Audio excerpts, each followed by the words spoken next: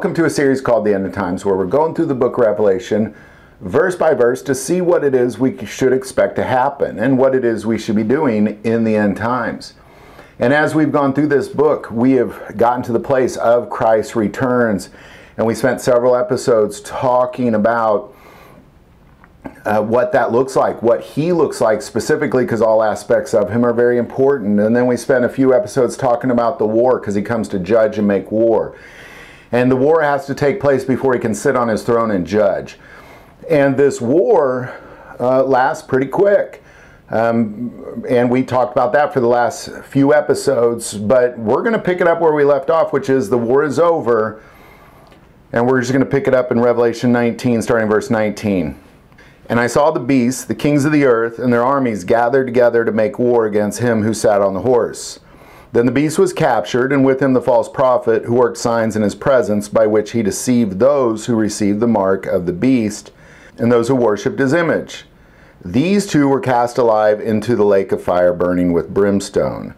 And the rest were killed with the sword which proceeded from the mouth of him who sat on the horse. And all the birds were filled with their flesh. So we're going to take this episode and really dedicate it to the verse 19, where the beast and the false prophet are thrown into the lake of fire and the rest are killed. We're just going to kind of focus on what's going on there, because how can you be killed and then you could also be thrown, you could be alive and thrown into the lake of fire, and then what happens to everybody else? This is really kind of the dedication to this episode. Well, let's start by saying that the lake of fire is hell. They were cast alive into hell. Now, that's very important to understand, because their judgment took place right then. Everybody else's judgment from the history of the world, from the very beginning of time to the end of time, their judgment takes place later. They are the first to go to hell. Literally, they are the first. And we're going to kind of look at this lake of fire and who's going there and when are they going. Because, and stick with me, because the devil was not thrown into the lake of the fire.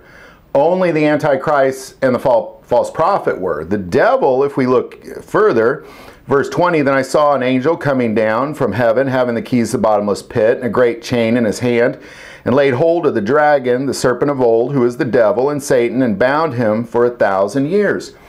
And that bottomless pit is here on earth. So he's bound in some sort of pit here on earth. And we talked about that pit for a long time. That's not what this episode's about.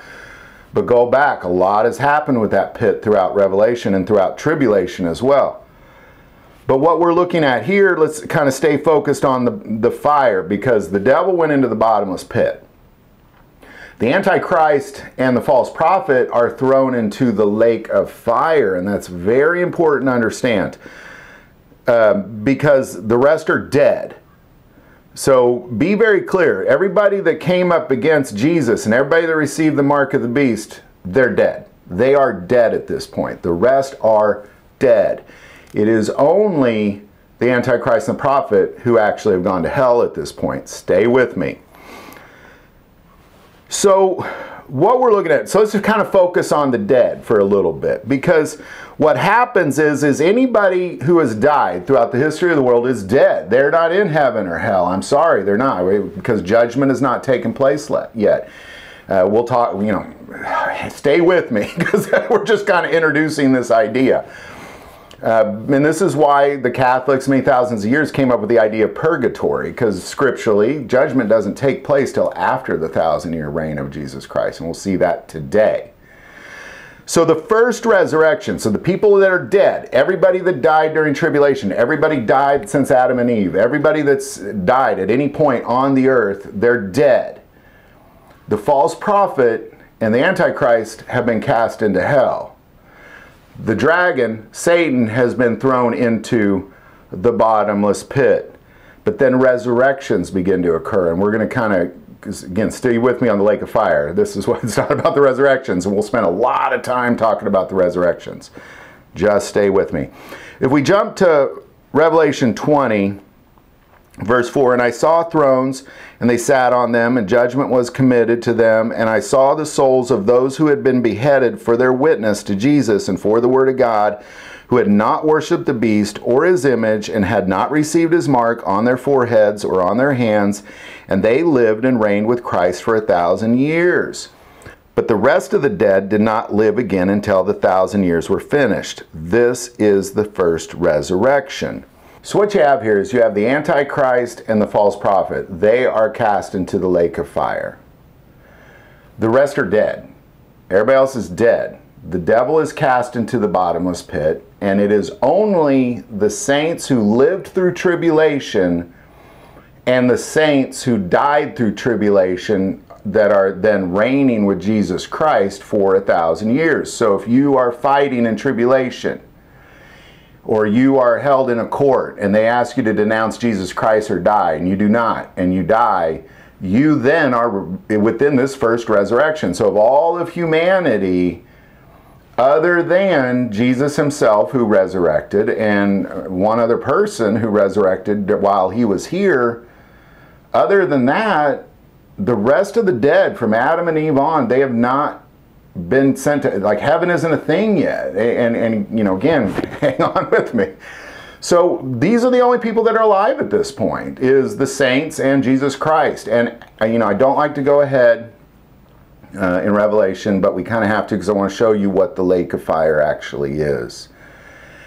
After the 1,000 years is up, Satan is released and war breaks out again. The Gog-Magog war takes place at this time. You know, again, stick with me. We're just going to kind of jump ahead real quick for a moment. But then, of course, Jesus wins again, and then the second resurrection. You know, once then the new earth, heaven, then is a real thing all of a sudden. Now it becomes a reality. So what you have at that point is you have those who lived through tribulation and those who died through tribulation with Jesus for 1,000 years. But then, if we jump to Revelation 20:11, then I saw a great white throne, and him who sat on it, from whose face the earth and heaven fled away, and there was found no place for them. And I saw the dead, small and great, standing before God, and books were opened. And another book was opened, which is the book of life. And the dead were judged according to their works, by the things which were written in the books. The sea gave up the dead who were in it, and death and Hades delivered up the dead who were in them. And they were judged, each one according to his works. Then death and Hades were cast into the lake of fire. This is the second death.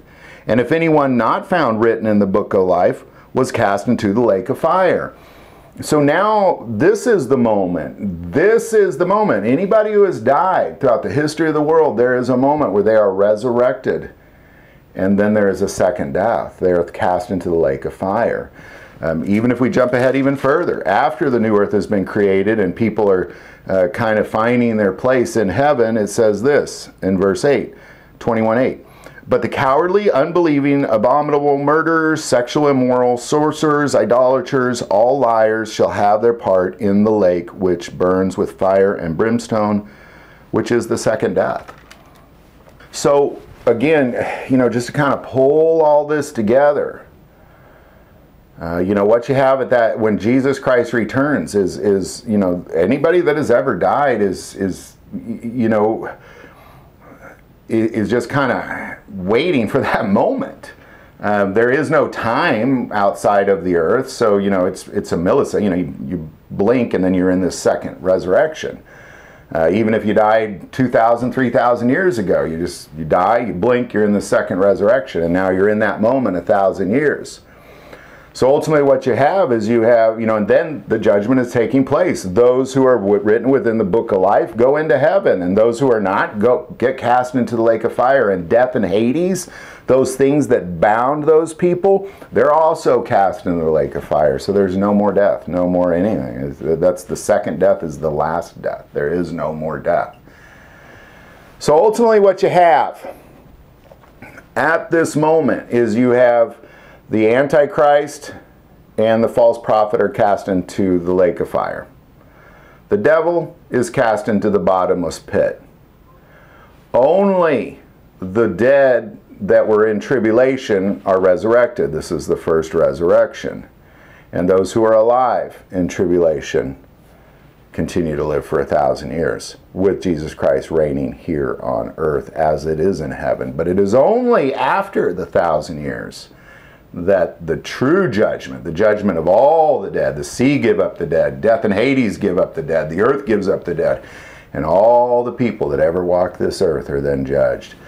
But it isn't until after that. The only people being judged here are those who are alive and are part of that first resurrection.